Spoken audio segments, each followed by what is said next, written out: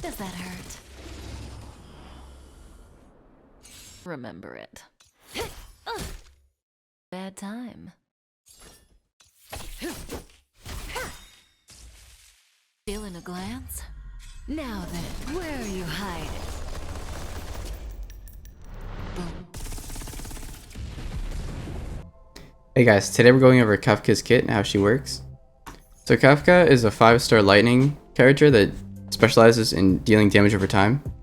She synergizes pretty well with other characters that can deal damage over time because of how her kit works, but more on that later. So after we finish going over her kit and overview of her, I'm going to pair her with Hook, who can deal fire damage over time and show how the two interact. Alright, so let's take a look at her kit. So we have her basic attack, nothing out of the ordinary here. Alright, moving on to her skill. So her skill is like a mini AoE. It could target up to 3 enemies, does 70% to the main enemy and then 25% to the adjacents. Her skill is one of the things that makes her synergize pretty well with other damage over time characters. So if Kafka hits an enemy that already has a damage over time status effect, it immediately deals damage equal to 100% of the current damage over time effects the enemy has. So what does that mean? Again, we'll go over this later when we pair her with Hook. So for an example, an enemy has 60% of a character's attack for 3 turns of damage over time status, right? The enemy being hit with this skill would do 1 turn of that status effect for 60%, not all 3 of them. This doesn't speed it up, it does an extra hit of that status effect. But again, I'll show this with Hook and Kafka later. Alright, moving on to her ultimate. It's an AoE attack that does 30% of her attack to all enemies. In addition to that, there's a 100% base chance to apply Shocked to all these enemies, and for them to take 80% of the damage. Alright, so what does this mean? Assuming the enemy still has a 100% base chance of being hit and doesn't have any resistance, it'll hit them for 36% of Kafka's attack and then 80% of that again. In addition to that, they get hit with the Shocked status, which means they take 60% of her attack for 3 turns. Alright, next is her talent. If an ally uses a basic attack on a shocked enemy, Kafka follows up immediately and does 75% of her damage. This can only happen once, only happens with basic attacks, and happens to enemies that are shocked. So she can inflict the shocked status with her ultimate and her technique, which we're about to get to. So lastly, her technique. Her technique is an ambush skill, does 50% of her attack to a random enemy, and then 100% base chance for all enemies to be shocked for 3 turns. This shocked does 50% of her attack for 3 turns, compared to her ultimate, which does 60%, so it's a little bit different. So the damage of these shocked statuses are different, but they're the same thing, so both of these can trigger the talent if an ally attacks with a basic attack. Alright, so next up are her traces.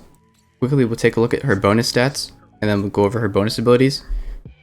So we have attack increase, attack increase, attack increase, lightning damage increase, another attack increase, lightning damage, max HP increase, lightning damage, attack, and max HP. Alright, for her first bonus ability, when you attack an enemy that's shocked with her, her basic does 40% more damage. Her second ability, shocked enemies deal 20% less damage to her. And lastly, when an enemy is defeated by under the shock effect, she regens 10 energy. So that would be at the start of their action. If they die to that damage over time status, then she restores 10 energy. Alright, moving on, for her light cone, her path is the Nihility. And her signature 5-star light cone is called Patience is All You Need. This makes her do 16% more damage to enemies deflected with damage over time. Also, for every attack, her speed increases 4%, max of 5 times. Also, enemies receiving attacks take 20% more damage over time for 1 turn. Obviously, I don't have all the 4 stars. This one's called Good Night and Sleep Well. It increases the wearer's damage to enemies with debuffs, and for every debuff the target enemy has, damage increases by 12% up to 3 times, and this also applies to damage over time. So if you apply this on a character and then you pair them with another damage over time character, you'll get this stack really easily. Alright, let's take a look at her Eidolon levels. Alright, so for level 1, if she's attacked and the attacker doesn't already have the shock status, there's a 100% base chance of inflicting the shock status on them. And this is the ultimates one, so that'll be 60% over 3 turns, not 50% from her technique. So 60% damage over 3 turns. Her second level, her talent can trigger twice. So that's when you use a basic attack on a shocked enemy, and then she follows up with her own attack. Level 4, when you use her ultimate, if any of those enemies have current damage over time effects, they instantly receive all the damage from those effects. Now I can't test this out, but if it's anything like her skill, then the damage over time still stays, and this does extra damage. It doesn't speed it up, it does additional damage over time effects. Lastly, level 6, when her talent's triggered for the first time each battle, its damage is increased by 120%, and immediately deals damage equal to 100% of the current shock damage. So if you remember, in order for the talent to be triggered, that enemy has to have the shock status, so it does another hit of the shock status to that enemy. So either 50% of attack or 60% attack additional, depending on which shock status is applied. Alright, that's it for a kit. I know there's a lot of numbers, so if there's anything confusing, let me know if you have any questions.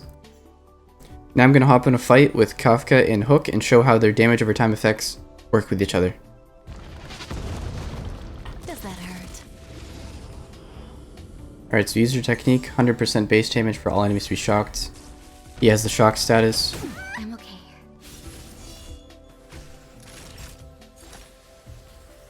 That's better. So it's going to be hard to see because all the numbers are going to be purple. But when we use your skill, it's going to hit for the skill and it's going to do this damage over time once. And it's not going to remove the status.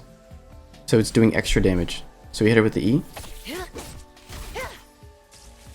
That's the number, 840. It hit him again. And the shock status stays. So we're going to try to put the burn status on him now with Hook's E. You're in bad shape. Relax. So you don't like me, huh? So the enemy was shocked. We hit him with Natasha's Q. Kafka follows up. Okay, so we have one more turn of burn damage over time. We're gonna follow up. We're gonna use Kafka's E. It's gonna hit him with the E. It's gonna do the burn damage, but it's gonna stay. So there's the E damage. Then 412. See, that was the burn damage, and it's still there. So it's an extra turn of that other damage over time effect. His turn's gonna end. It's gonna become his turn soon, and he's gonna take that last 420 damage, and it's completely separate. If we hit him with the E before this time's out, it's gonna do another turn of burn damage. See, another 412, and then he finally takes the last turn. So pairing him with another DOT character, this is 2 extra hits of that burn damage over time. Children, don't listen. Savor the vigor of life. If we hadn't used Kafka to do that, this enemy wouldn't have taken those 2 extra 400 hits. Alright, so I hope that explanation made sense. Let me know if you have any questions, and I'll try my best to answer them. I'm trying to get better at explaining how things work, and it's taken a lot of investigation myself to figure out how these things work, because a lot of the text sometimes doesn't make sense. But otherwise, that's it for Kafka. If you liked the video, consider subscribing. But otherwise, thank you for watching. See ya.